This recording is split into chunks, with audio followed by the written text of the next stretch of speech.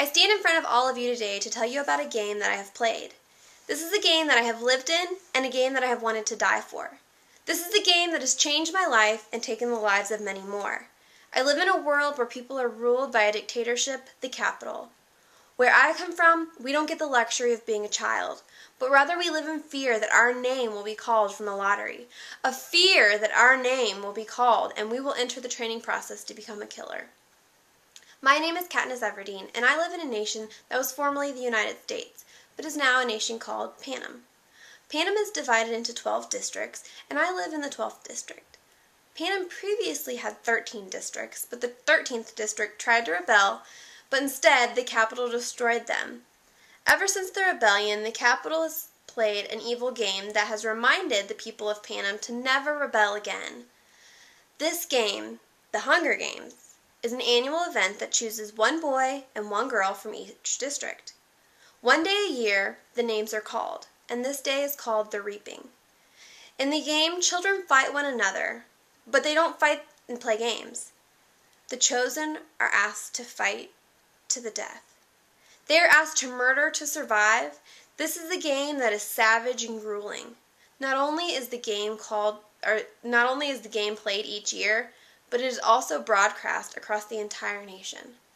The nation's people don't have the choice to watch this game, rather the capital forces them to. My friends, this is the Hunger Game. The year that I was chosen to play in the games, I was 16 years old. My dear sweet sister, Prim, was only 12 this year, and she was chosen first in the lottery. Luckily, the capital has the rule that you can take someone's spot, and I was able to take hers. I had to leave behind a lot.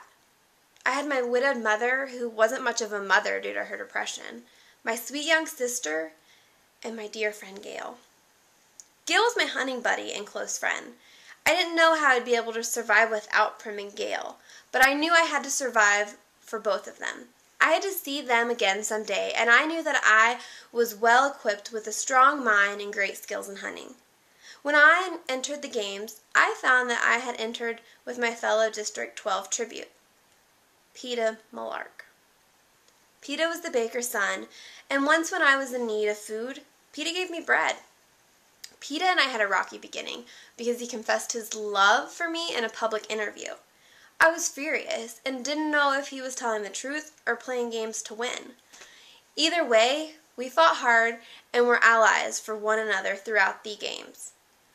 Soon I found myself uncomfortable, knowing that if I lived, Peeta would have to die. In the end, it was just Peeta and I. I knew that Peeta would never kill me, and I knew that I couldn't kill him either. I devised a plan that would defy the capital. This plan was that we would both eat poisonous berries and die together. Peeta and I actually had the berries in our mouths, and the capital declared us both winners, before we could die. We had defied the capital, but that wasn't going to be the end, my friends. This is the Hunger Games. Peeta and I were both able to live, but it didn't seem like living at all. The capital labeled me a rebel, and I was torn between a love that I felt for Gail and a love that the world saw Peeta confess to me. I was torn between two worlds, and I felt forced to choose between them. It wasn't long before the capital got their revenge. For the next Hunger Games, it was going to be the Quarter Quell. This was the 75th Hunger Games, and there were going to be special rules announced to the nation. It was announced that all of the tributes for the next games would be selected from a pool of previous game victors. I, Katniss Everdeen, had to play this horrific game again. My friend, this is the Hunger Games.